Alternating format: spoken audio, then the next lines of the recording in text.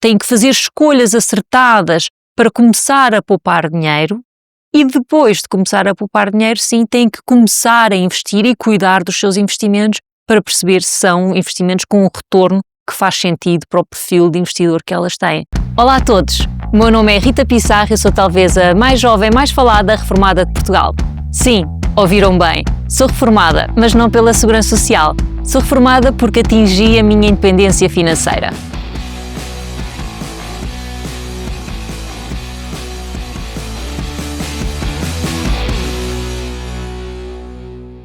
Posso entrar ou não? Podes. Então vá. 3, 2, 1. Aia, pois. Medo. Não sei se fico feliz ou fico contente. Aia, mas é muito giro. Olá, Rita. Olá, já estou a cuscar ali no... Como tu podes ver, tens uma caixa à tua esquerda. Sim. Agora o que vamos fazer é, vou-te pedir com a mão esquerda para tirares alguns elementos da caixa e veres o que tem para ti. Mas posso olhar ou não? Sem olhar, acho que vai ser mais desafiante. Ai, não chego lá. O que é isto? Uns óculos escuros? Posso usar ou não? Claro. Super.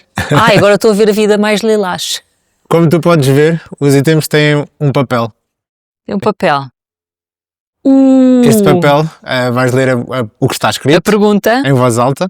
Por favor. A pergunta é: a reforma é sinónimo de férias sem fim? E agora respondo. E agora respondes. Não. É engraçado porque eu planeei a minha reforma durante muitos anos, desde o ano de 2006, que eu planeei reformar-me, planeei deixar de trabalhar para atingir a minha independência financeira. E quando estava quase a atingir a minha independência financeira, eu falei com bastantes pessoas que se tinham reformado também e percebi que durante os primeiros meses é tudo muito engraçado, mas depois existe a possibilidade das pessoas entrarem em depressão. A realidade é que quando nós saímos do nosso mundo corporativo, deixamos um pouco da nossa identidade para trás. Ser CFO da Microsoft Portugal era quase a composição do meu nome. Eu, quando me apresentava às pessoas, dizia: olá, o meu nome é Rita Pissarra, CFO da Microsoft Portugal. E quando eu deixei de trabalhar, quando deixei o mundo corporativo, senti que perdi parte de quem eu era, ou pelo menos deixei parte de quem eu era para trás. E então senti a necessidade de encontrar um novo propósito, encontrar uma nova forma de ser útil para a sociedade. Então trabalhei com uma psiquiatra para perceber o que é que ainda me faz feliz, o que é que ainda me traz um sorriso à cara, e percebi que há duas coisas que eu ainda gosto muito de fazer. Gosto muito de falar em público, e gosto muito de ajudar pessoas. Então planeei que para que na minha reforma eu tivesse estas duas componentes. Pensei que talvez dar aulas numa universidade de terceira idade, fazer voluntariado com a Liga Portuguesa contra o Cancro. Só que depois gravei um podcast que ficou viral e a minha vida deu uma volta, não sei se 360, 180, não sei se voltou ao mesmo ou se ficou completamente diferente, mas é preciso ter um novo propósito. É lógico que com a reforma eu fiz talvez... Eu comprei a minha liberdade. Quando nós trabalhamos, nós saímos da faculdade, entramos no mercado de trabalho, o que nós fazemos é vender o nosso tempo a uma empresa em troco de um salário. E o que eu fiz agora foi comprar o meu tempo de volta, comprar a minha liberdade. E, portanto, estar de férias, não. A reforma é sinónimo de liberdade, de poder escolher onde é que eu quero passar cada minuto da minha vida, sendo que eu vou sempre tentar ter um propósito, tentar ajudar a sociedade onde eu estou incluída, para me continuar a sentir útil e sentir que continuo a contribuir.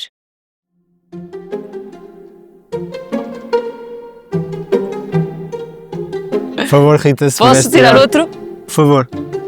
Isto é muito longe!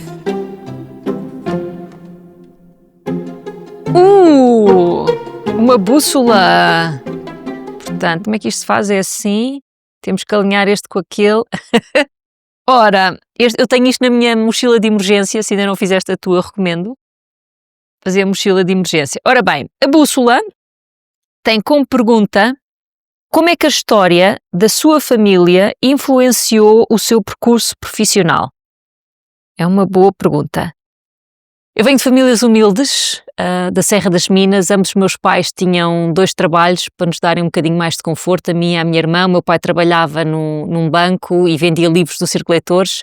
No outro dia fui a uma faculdade e tive que explicar aos miúdos o que era o Circo Leitores. Então disse que era uma FNAC vender de porta a porta, eles lá entenderam. A minha mãe era professora do ensino especial e vendia artigos de bijutaria. Estudei toda a minha vida em escolas públicas e toda a minha vida eu ouvi os meus pais dizerem: tens que ter um emprego com futuro, tens que ter um emprego estável, um emprego que te dê um salário bom, um emprego que te dê, de alguma maneira, uma vida estável. E foi mais ou menos no 10º ano que eu tive uma disciplina chamada TOE, na escola pública em Mãe Martins, que eu tive um professor que me disse, porque eu tive muito bom desempenho, tive aí 19 em 20, e o professor disse: oh Rita, se gostas muito disto, devias de ir para a auditoria, porque vais trabalhar muito e vais ganhar muito dinheiro. E aquelas palavras do professor fizeram todo o sentido na minha cabeça, porque estava muito alinhado com aquilo que os meus pais me diziam em casa: tens de ter um emprego com futuro, um emprego estável. Portanto, trabalhar muito, todos temos, ganhar muito dinheiro, parecia-me que era uma possibilidade fantástica. Então, aquelas palavras do professor tornaram-se quase o meu primeiro plano de carreira, sem eu saber o que era um plano de carreira na altura, mas sem ser um plano estruturado. E então fui procurar a única faculdade em Lisboa que dava um curso superior em auditoria, que foi o ISCAL. Eu fui a primeira pessoa da minha família a ir para a faculdade, portanto não tive os meus pais que me pudessem ajudar qual seria a melhor faculdade para onde eu ir, mas escolhi o ISCAL, que era a única faculdade que dava um curso superior em auditoria, e tirei o curso no ISCAL e entrei para a Deloitte, tal e qual como o professor disse. Trabalhei muito. Ganhar muito dinheiro foi relativo, fui ganhar não chegava a 1.000 euros na altura, 175 contos. E eu acho que a história da minha família me influenciou muito, porque ambos os meus pais começaram a trabalhar muito novos. A minha mãe veio da Guarda para Lisboa para trabalhar na casa da madrinha e estudar ao mesmo tempo. Eu sei pelos meus pais o que é fazer sacrifícios para conseguirmos atingir os nossos objetivos, e eu sempre tive a vontade e o querer de deixar os meus pais orgulhosos, de conquistar mais, de chegar mais além, e portanto fiz sempre questão de ser uma boa aluna, fiz sempre questão de ir atrás dos meus sonhos para de alguma maneira os encher de orgulho e sentir que eles tinham prazer em dizer que eu era filha deles e que eles se sentiam felizes de saber que eu estava em busca dos meus sonhos e que estava à procura de chegar mais além e de conquistar os meus objetivos. Portanto, eu tenho muito a agradecer aos meus pais a resiliência, a adaptabilidade, esta garra de querer chegar mais além, de nunca me terem cortado as vasas, como dizemos em português, de sempre me terem apoiado para ir buscar tudo aquilo a que eu me propunha.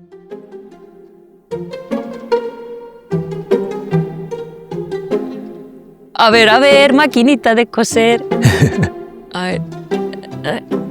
Se precisares de levantar, podes levantar. O que é isto? É tipo um ábaco. Eia! E é mesmo? Eu não sei usar isto, mas tipo centenas, dezenas, milhares, eu não sei como é que se usa. Simbolicamente muito querido. É giríssimo. Ora bem, a gestão das finanças pessoais é muito diferente de uma empresa? Eu acho que há semelhanças e há muitas diferenças. Eu acho que os princípios fundamentais são os mesmos, ou seja, há entradas de dinheiro e há saídas de dinheiro. O objetivo último das empresas é gerar lucro, é fazer investimentos nos lugares certos, é fazer a melhor gestão dos recursos que nós temos para chegar ao maior lucro possível, para desenvolver produtos que tenham melhor aceitação no mercado, para conseguirmos ter cada vez mais rentabilidade, para ter um ROI, um Return on Investment, cada vez melhor. Nas finanças pessoais, começamos com os mesmos princípios. Há uma entrada de dinheiro e há uma saída de dinheiro. Onde começamos a ver as grandes diferenças é que nas empresas nós temos equipas financeiras dedicadas a perceber para onde é que o dinheiro está a ir, se está a fazer sentido, qual é o retorno de todos os investimentos que estamos a fazer, quais são as áreas de negócio que nos estão a dar uma rentabilidade melhor. Quando nós pensamos nas pessoas, a realidade é que a maioria das pessoas trabalha 40 ou mais horas por semana para receber, para haver esta entrada de dinheiro, e depois não dedica uma hora que seja a perceber para onde é que o dinheiro está a ir. Aliás, nesta sala, se eu vos perguntar para me dizerem quanto é que gastaram em alimentação o mês passado, ou lá em casa, quantas pessoas é que vão saber dizer quanto é que gastaram em alimentação o mês passado? E numa empresa vais à conta de alimento, vais à conta de comida e consegues perfeitamente ver quanto é que foi gasto. E eu acho que aqui começam as grandes diferenças. É que o primeiro grande aspecto sobre finanças pessoais é gerirmos o nosso dinheiro. É perceber quanto é que entrou e o dinheiro que saiu, para o que é que saiu, quando é que saiu, para conseguirmos fazer decisões acertadas, para conseguirmos poupar dinheiro, para depois sim conseguirmos investir. Ora, se nós não sabemos para onde é que o dinheiro está a ir, não temos a consciência se estamos a fazer decisões acertadas ou não. Trasladando para uma empresa, se eu gastar dinheiro em tudo aquilo que me apetecer, se calhar não estou a gastar dinheiro, não estou a investir dinheiro nas áreas das empresas que fazem o mais sentido e onde eu vou conseguir um retorno melhor. E eu acho que aqui é a grande diferença entre as finanças pessoais e as finanças das empresas. Depois há também outro aspecto que se trata com o facto do investimento. As empresas olham com bastante frequência para os investimentos que estão a fazer. Eu criei este novo produto, investi muito dinheiro em publicidade, a desenvolver o produto. Está a ter o retorno que eu espero ou não? Pus lá bastante dinheiro, portanto quero saber qual é o retorno. Quando eu penso em finanças pessoais, as pessoas, como já não tiveram controle sobre o dinheiro, não conseguem poupar e, portanto, não conseguem dinheiro para investir. Quanto mais saber se o investimento foi bom ou não. Então, as pessoas têm que controlar as suas finanças, têm que perceber para onde é que o dinheiro está a ir, têm que fazer escolhas acertadas para começar a poupar dinheiro e depois de começar a poupar dinheiro, sim, têm que começar a investir e cuidar dos seus investimentos para perceber se são investimentos com um retorno que faz sentido para o perfil de investidor que elas têm. Mas sim, teoricamente deveriam ser iguais, mas eu acho que a atenção que é prestada a finanças a título pessoal está muito aquém da que é expectável, associado ao facto de que os níveis de literacia financeira em Portugal estão na cauda da Europa. Eu acho que somos segundos a contar do fim, neste momento somos penúltimos a contar do fim em termos de literacia financeira. Portanto, há um grande percurso a percorrer das famílias portuguesas e tem que começar por nós. Podemos dizer que os meus pais também já não sabiam como fazer e, portanto, não me conseguem ensinar.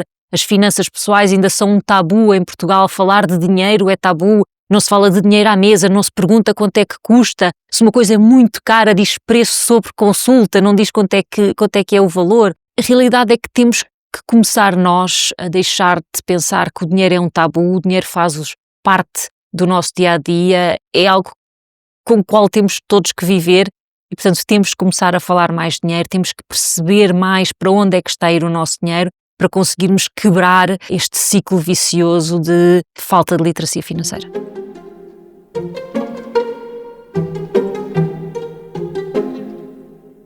Tchararã! Se precisar, podes levantar. Okay. Assim.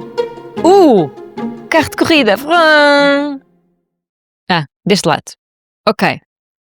É um Ferrari, não. A felicidade dos colaboradores pode ser o motor central de uma estratégia financeira?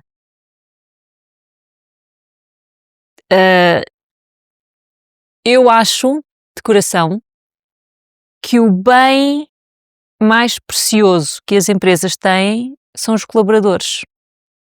É o ativo mais relevante que a empresa tem na sua estrutura. Eu li um artigo há uns tempos de um estudo que fizeram em que tinham duas empresas iguaizinhas, com o mesmo produto, na mesma geografia, com o mesmo go-to-market strategy, tudo igual. A única diferença era as pessoas que trabalhavam na empresa. E uma foi muito bem sucedida e a outra não. Porquê? Porque a empresa é feita de cultura, a empresa é feita de pessoas. Se as pessoas estiverem bem no sítio onde estão a trabalhar, se tiverem objetivos, se tiverem a desenvolver as competências que acham que é necessárias para concretizar os seus objetivos, se virem que estão no lugar onde podem ser elas próprias autênticas, vão dar mais de si. Se estão numa empresa onde não se sentem bem, onde acham que não vão atingir os seus objetivos, onde acham que não estão a ser valorizadas, onde acham que estão a fazer coisas que não contribuem, as pessoas vão ficar desmotivadas e vão acabar por sair. Não estamos só a falar de salários, claro que os salários têm que ser bons para reter as pessoas certas, mas a cultura da empresa, e já dizia o outro, a cultura come estratégia ao pequeno almoço. Portanto, nós podemos ter a melhor estratégia de mercado, podemos ter a melhor visão, o melhor produto, se não tivermos as pessoas certas, motivadas, a sentir que estão a progredir na carreira e a atingir os seus objetivos, não vamos conseguir executar e não vamos conseguir chegar lá. Portanto, as pessoas e a felicidade e o bem-estar e ter a certeza que as pessoas se sentem apreciadas na empresa vai ser um dos principais motivadores para o sucesso de qualquer organização, eu tenho a certeza absoluta. Olha, eu quando trabalhava na Microsoft, nós respondíamos a um survey anual, na altura chamava-se MS Poll, eu sei que agora já tem um nome diferente, onde todos os anos eles me faziam uma pergunta, era sempre a mesma, havia muitas perguntas, mas aquela esteve constante durante os 18 anos que eu lá estive, era: se te dessem um salário igual, com responsabilidade igual, com uma função igual, tudo igual, a única diferença é que era numa empresa da concorrência ou numa outra diferente, sairias ou não? Tão simples quanto isto. E durante 18 anos que eu estive na Microsoft, a minha resposta foi: não, eu não sairia. Porquê? Porque quando tu estás numa empresa que aposta em ti, que se preocupa em saber qual é o teu plano de carreira, que se preocupa em perceber quais são os teus sonhos, quais são as tuas ambições, que te dá as ferramentas necessárias para tu te continuares a desenvolveres competências que são críticas para seres bem-sucedido, a desenvolver competências que são críticas para atingires o teu trabalho de sonho, que te permite ter mentors, que te permite ter flexibilidade, que te dá a possibilidade de chegar mais além, vale a pena ficar. É muito mais do que apenas um ordenado. Quando nós pensamos na empresa que queremos colaborar, na empresa para a qual queremos trabalhar, não podemos ter só o ordenado como fator decisivo, temos que pensar em quanto a empresa aposta nos profissionais que tem, enquanto a empresa investe para que possamos alcançar os nossos objetivos. Eu acho que isso faz toda a diferença. E eu, enquanto colaboradora, olhei para a minha entidade patronal e pensei: a Microsoft quer que eu seja bem-sucedida e quer que eu atinja os meus objetivos e, portanto, eu vou ficar aqui. E dá-me as ferramentas necessárias, também é importante, e dá-me as ferramentas necessárias para eu ser bem-sucedida. Isso eu acho que é o melhor que qualquer empresa pode dar a um colaborador. Sabermos que nós contamos e que a empresa conta connosco não só como colaborador que entrega as nossas responsabilidades nos deadlines previstos, mas que tem parte interessada em que sejamos bem-sucedidos. Acho que é o melhor que se pode ter em qualquer organização.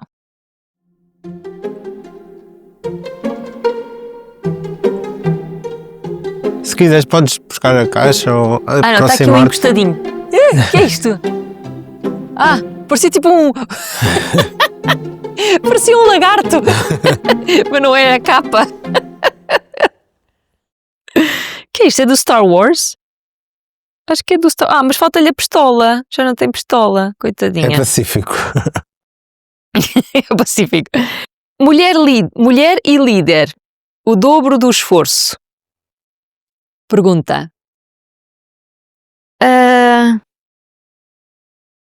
Eu não sei se é o dobro, mas que está um esforço associado, está. Eu acho que nós, enquanto mulheres, temos muitas coisas a nosso favor, mas também acho que muitas vezes temos trabalhos redobrados por sermos mulheres. Acho que o pior,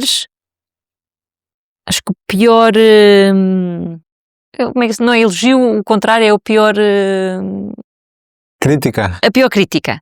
A pior coisa que alguma vez alguém me disse foi quando eu concorri a uma posição contra um colega meu do sexo masculino e eu ganhei, fiquei com a posição e ele disse-me, em vez de dizer parabéns, olha, espero que sejas bem sucedida, ele disse-me: só conseguiste a função porque és mulher. E eu acho que isto foi a pior coisa que alguém alguma vez me disse. Porque nós, enquanto mulheres, fazemos questão de que quando nos aplicamos a uma posição, preenchemos todos os requisitos. Nós queremos ter sempre a certeza que sabemos exatamente aquilo a que vamos, que temos exatamente as competências que são necessárias, que temos exemplos para demonstrar que chegámos e alcançámos as competências que eram necessárias.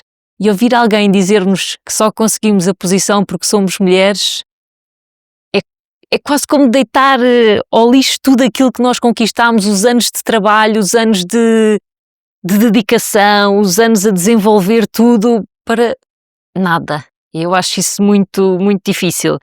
Outra coisa também muito, muito difícil para as mulheres é que muitas de nós queremos ser mães e quando somos mães ficamos 6 meses, 1 ano, dependendo do país onde nós estamos, de licença de maternidade e os nossos pares do sexo masculino muitas vezes continuam a trabalhar ou têm 1 semana de licença de paternidade e então de alguma maneira nós ficamos 6 meses ausentes, por boas razões, não estou a dizer que não façam isso, por muito boas razões, adoro a minha filha, faria tudo de novo, mas ficamos ausentes do mundo corporativo durante um período de tempo que de alguma maneira nos retém ou nos atrasa na nossa progressão.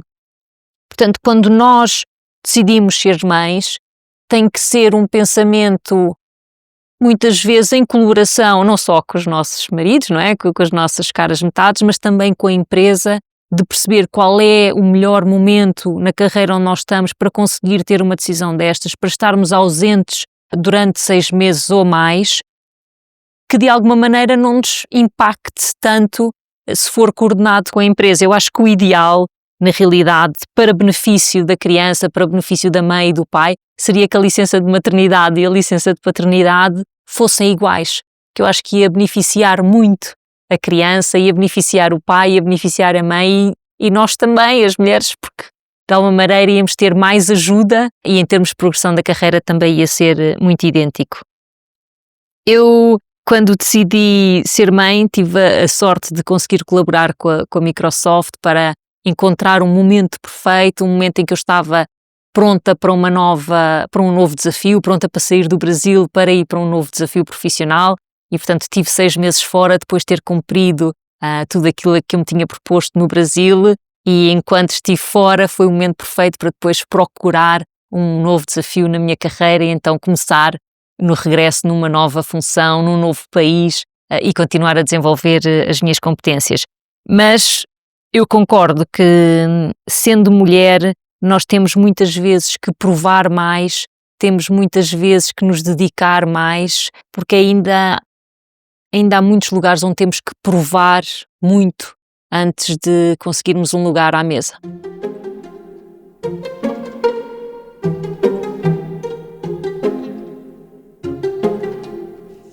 Agora vamos. Eu vou chegar mais para cá. Ahá! É verdadeiro? Não, copy money. Oh, não é verdadeiro. Eu já, ora bem. Muito bem, notas de 100. Diz: falar sobre dinheiro continua a ser considerado falta de educação? Eu acho que sim. Falar de dinheiro em Portugal é tabu.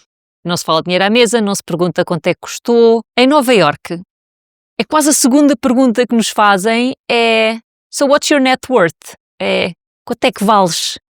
E em Portugal, imagina eu perguntar a alguém quanto é que tu ganhas? As pessoas iam achar que eu sou completamente desorientada. Portanto, eu acho que ainda é tabu e é falta de educação e não se fala de dinheiro à mesa e eu acho que isso tem implicações muito grandes na nossa falta de literacia financeira. Porque depois os nossos pais não sabem para eles, quer dizer que também não conseguem ensinar, nas escolas também não recebemos esse tipo de educação e então existe um desconhecimento muito grande de como lidar com dinheiro. E dou-vos um exemplo muito simples. Quando o meu pai faleceu 1 ano depois de eu entrar para a Microsoft e foi um dos grandes motivadores pelo qual eu me quis reformar mais cedo, aos 50 anos, porque eu queria ter tempo e se acontecesse o mesmo que aconteceu ao meu pai e falecesse com 54 anos, quando é que eu ia ter tempo para gozar a vida se tivesse que esperar até à idade da reforma? Então, quando eu decidi fazer o meu plano financeiro para me reformar, eu sabia controlar o meu dinheiro, sabia quanto é que entrava na minha conta e que saía, para onde é que saía. Eu sabia poupar, porque eu venho de famílias humildes, eu sempre soube a importância do dinheiro e sabia que o dinheiro não é para ser esbanjado, é para ser poupado e as decisões têm que ser feitas de uma forma pensada. sabia também que tenho que viver abaixo das minhas possibilidades, porque não podemos gastar o dinheiro todo, não devemos nunca ter a mania das grandezas, não pode ser chapa ganha, chapa gasta. Eu sempre vivi uma vida bastante abaixo das minhas possibilidades. Mas faltava-me a última parte, que era investir. Os meus pais ensinaram-me a importância do dinheiro, ensinaram-me a poupar, ensinaram-me a gerir o dinheiro, mas eles próprios não sabiam investir. Para os meus pais, investir era pôr o dinheiro num depósito a prazo ou pôr o dinheiro em certificados de aforro. E ora, todos sabemos que hoje em dia um depósito a prazo está a dar cerca de 1% ao ano e depois ainda temos que pagar impostos e a inflação está a 3%. O que quer dizer que mesmo que se ponha o dinheiro a render num depósito a prazo, como ele só dá 1% e a inflação está a 3%, estamos a perder poder de compra. O dinheiro fica a rentabilizar, mas já não conseguimos comprar os mesmos bens. E, portanto, eu tive que ir aprender a investir. Ajudou-me muito o facto de estar a viver nos Estados Unidos, onde 40% da população norte-americana investe no mercado bolsista. E fui aprender, fui ler sobre o assunto, ouvi muitos podcasts, ouvi muitos vídeos no YouTube e fui aprendendo sobre como é que eu poderia pôr o dinheiro a trabalhar para mim, como é que eu podia fazer o meu dinheiro crescer em investimentos. E os meus pais não me souberam dizer, porque eles não sabiam para eles, muito porque achar-se que falar de dinheiro é falta de educação. E o que é que acontece quando nós não falamos sobre algo? Não percebemos como é que ele funciona, não percebemos o que é que temos que fazer, não sabemos que decisões tomar, o que é que faz sentido, o que é que não faz sentido. É quase como as avestruzes, não é? Pôr a cabeça debaixo da areia e esperar que tudo passe à nossa volta. E não pode ser assim. Nós temos que falar sobre dinheiro, temos que perceber como é que o dinheiro funciona, temos que perceber como é que podemos pôr o dinheiro a trabalhar para nós. Há um livro, o meu livro é melhor, mas há um livro aí na banca que fala que há 4 tipos de pessoas no mundo. O primeiro grupo de pessoas são aquelas pessoas que trabalham por conta de outrem e, portanto, recebem um salário e muitas vezes vivem do salário que recebem. Depois há um segundo grupo de pessoas que são as pessoas que trabalham por conta própria. Portanto, normalmente são os profissionais liberais, são médicos, são às vezes os advogados, não é? Portanto, quanto mais trabalharem, mais dinheiro recebem, trabalham por conta individual.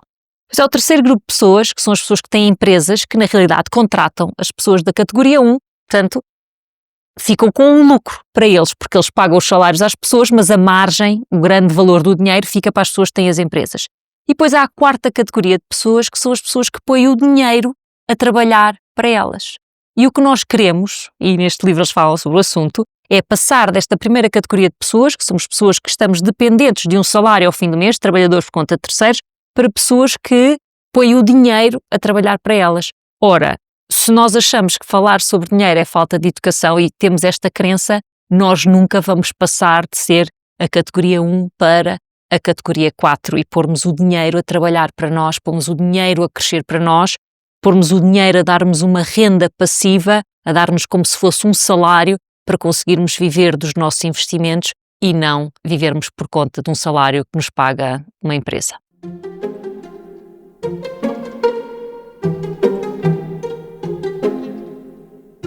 Vejam lá aí o rapport da coisa. Ai! I do it my way. Ainda bem que eu não canto. Ok. É necessário ter um plano de carreira para chegar a CFO? Eu diria que ajuda muito. Ajuda muito. Quando eu cheguei à Microsoft, quase no primeiro dia que eu cheguei, a minha manager perguntou-me: Rita, já fizeste o teu plano de carreira?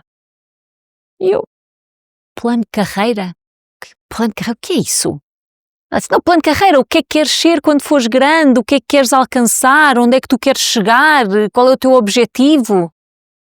Eu disse: bem, não sei, não é? Quer dizer, eu na Deloitte, que era a empresa onde eu estava antes, eu queria ser partner, que é coisa maior, não é? Que era o que o meu professor da escola me tinha dito: tens que ir para partner, vais ganhar muito dinheiro. Agora aqui na Microsoft, qual é a coisa maior que se pode ser?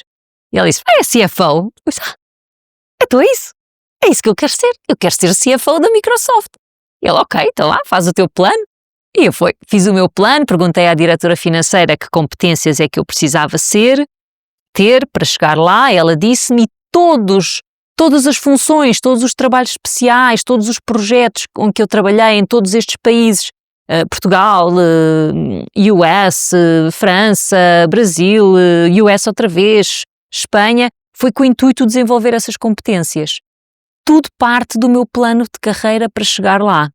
Sempre ajudada com mentores que me foram dando dicas de como desenvolver competências, mentores que me ajudaram, muitas vezes, a lidar com situações mais difíceis. Eu acho que se nós queremos alcançar muito um objetivo, temos que fazer um plano. Temos que dividir em etapas que vamos concretizar para atingir o objetivo último. Acho que é talvez o erro maior que eu vejo nos portugueses é andar um bocadinho à deriva na sua carreira, é delegar a responsabilidade da evolução no manager ou nos recursos humanos e não construírem eles próprios o seu objetivo de vida. É estranho, não é? Porque nós não delegamos aos recursos humanos a escolha do nosso namorado ou a escolha da nossa cara metade. Porque é que haveríamos de delegar a escolha da nossa carreira, a elaboração de um plano da nossa carreira? Tem que ser da nossa responsabilidade. E a partir do momento em que nós decidimos o que é que queremos ser quando formos grandes, não é? Esta pergunta que às vezes nos fazem muito quando somos pequeninos: o que é queres ser quando fores grande? E nós dizemos astronauta, bombeiro, médico. Só que depois saímos da faculdade, sabemos que há muitas mais profissões do que bombeiro, enfermeiro, mas esquecemos-nos de continuar a fazer essa pergunta. O que é que eu quero ser quando eu for grande? O que é que eu quero concretizar? Onde é que eu quero chegar? E fazermos esse plano, fazermos quase estas perguntas diárias a nós próprios. O que é que eu quero ser? O que é que eu quero chegar? O que é que eu quero alcançar? Ajuda-nos muito a dar um rumo à nossa carreira, a termos visão daquilo que queremos alcançar e estabelecer um plano com metas, com objetivos, com coisas concretas que queremos desenvolver para conseguirmos chegar lá. As pessoas às vezes dizem: mas eu nem sequer sei o que é que eu quero ser quando eu for grande. Então vamos pensar em 3 conjuntos diferentes, 3 buckets diferentes. O primeiro bucket é: o que é que eu faço agora que eu gosto mesmo de fazer e que eu quero fazer o resto da minha vida? Não me importa nada, gosto mesmo de fazer isto. Ok?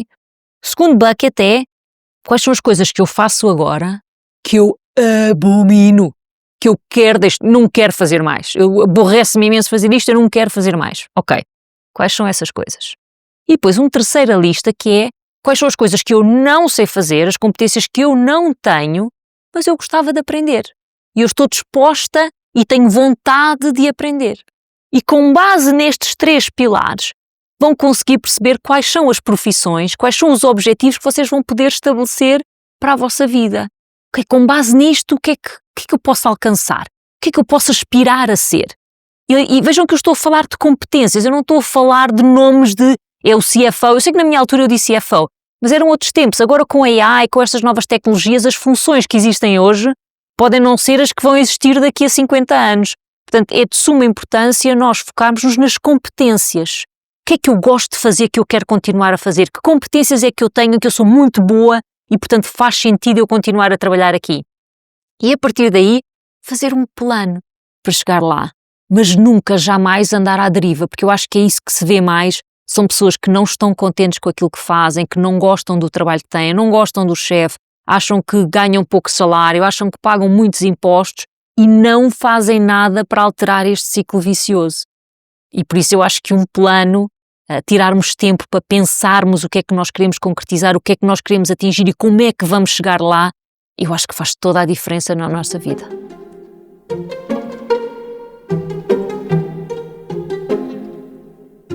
Ai, está ali. Aqui. Tcharam!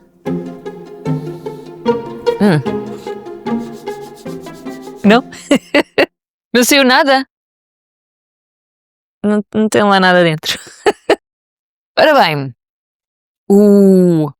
manter o equilíbrio entre a vida pessoal e profissional enquanto se cresce na carreira é apenas um sonho? Um sonho não é, mas é extremamente difícil.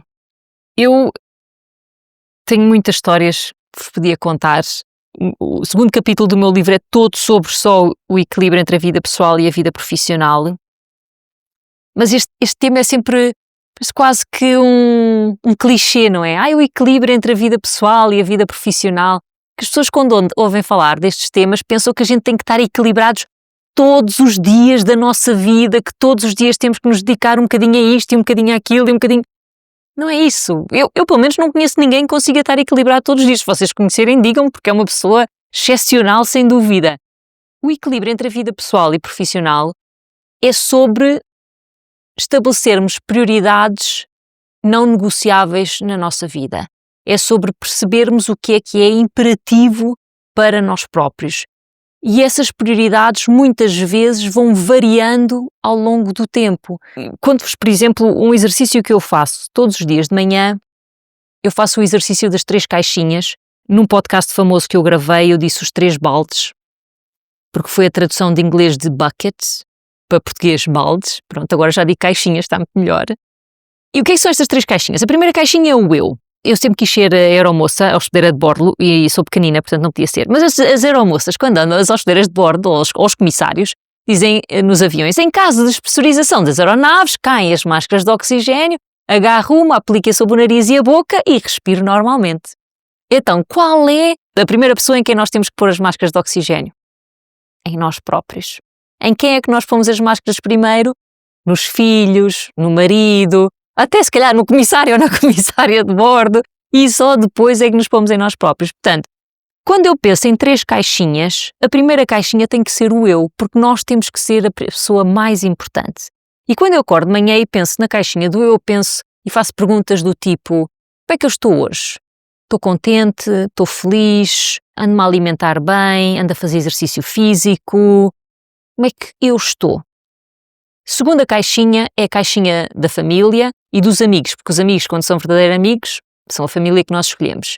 E eu pergunto, como é que está a minha família? Tenho passado tempo com a minha Maria Teresa, com a minha filha, tenho passado tempo com o meu marido, temos tido tempo para brincar, para fazer coisas construtivas, tenho passado tempo com os meus amigos, eles entendem as minhas escolhas de vida, como é que estamos? E depois o terceiro pilar é o pilar do trabalho. E que normalmente as pessoas fazem perguntas só de um lado da equação, que é: eu estou numa empresa que me valoriza e que me dá um bom salário e onde eu consigo atingir os meus objetivos? Eu estou numa empresa que entende?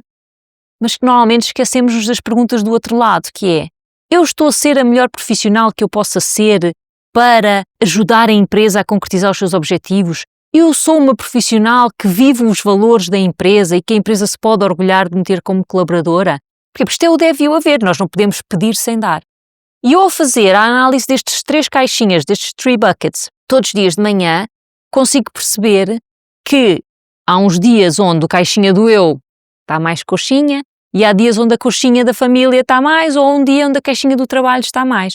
Por exemplo, eu hoje estou aqui, venho passar o dia com vocês e estou muito grata, estou muito feliz de estar aqui com vocês hoje. Mas ao passar o dia aqui com vocês, quer dizer que não fiz exercício físico e que estou longe da minha família hoje. Portanto, estas 2 caixinhas hoje estão um bocadinho mais curtas. Mas eu já sabia isto a partir do momento em que eu aceitei vir cá. Então eu já me programei para que nos outros dias desta semana seja exatamente ao contrário. Eu me consiga dedicar mais tempo a mim e mais tempo à minha família para estarmos equilibrados. Porquê?